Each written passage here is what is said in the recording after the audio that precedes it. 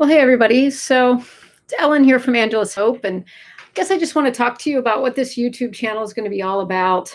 Um, it's going to be about just campaigns I'm doing around the world, but also this specific video is going to be related to a series that I'm doing called My Humanitarian Life. And really, I spent about 15, 16 years living overseas, working in 37 different nations and on 4 continents, doing a whole lot of different humanitarian work. Some of it was missions work, some of it was humanitarian, some of it was just working in all sorts of different spaces and places. But I really wanted to capture that journey, and I wanted to be candid in the journey, be able to share the journey, because there's nothing like trying to explain to the world what it's like when you're not living a 9 to 5 job, but you're actually doing a humanitarian type work. And so this one I titled The Call.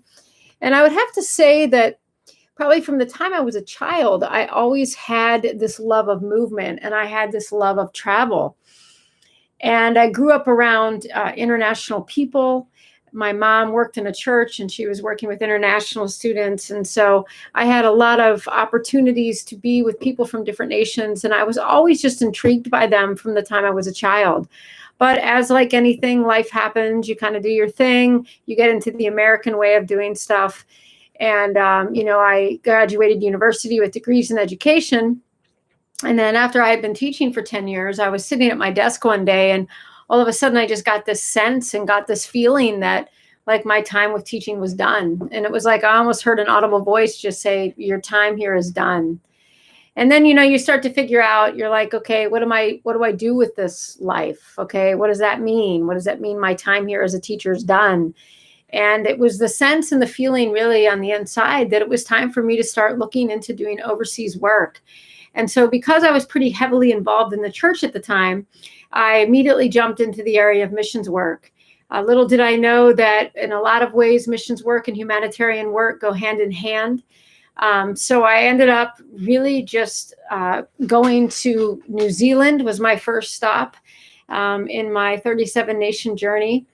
And I got some training there to learn how to talk to different people from different cultures. And it was a 3 month training. And then I ended up going to India and I spent several months there doing some different type of outreaches.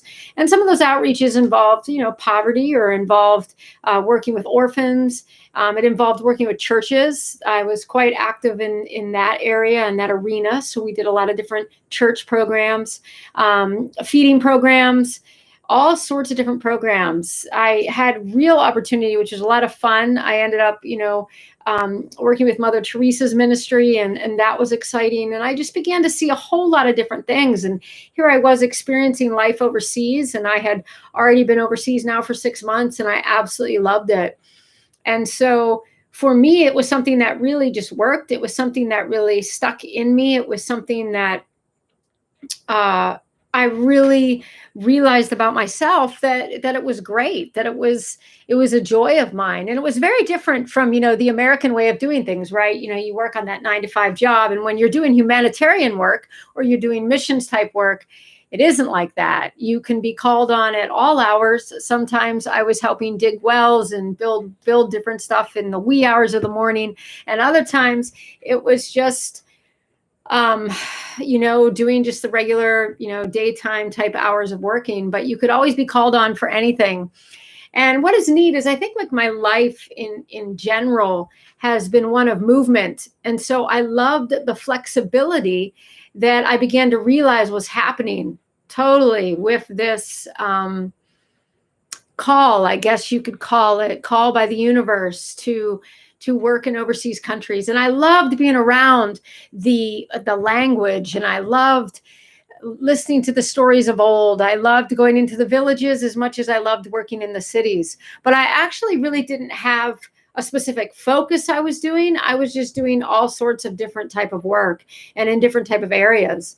And so, so for me, the call actually came in 2007 to go overseas. And so that's just beginning a little intro of my journey. And so I look forward to having you guys follow me, follow my humanitarian life, which is still actually going on now. You can probably see I'm doing a Impact India campaign, and that's just a whole story unto itself. So please check out those videos. Feel free to do that. Subscribe to my channel, follow, share, do those things, because there's a lot that I really want to shed light on, a lot I want to bring to the table regarding what it's like working overseas. What is it like being an American going and leaving everything and selling everything and going everywhere? So I'm going to be getting a little more specific about that journey, but yeah, it's great having you here, and I look forward to continuing on in this series.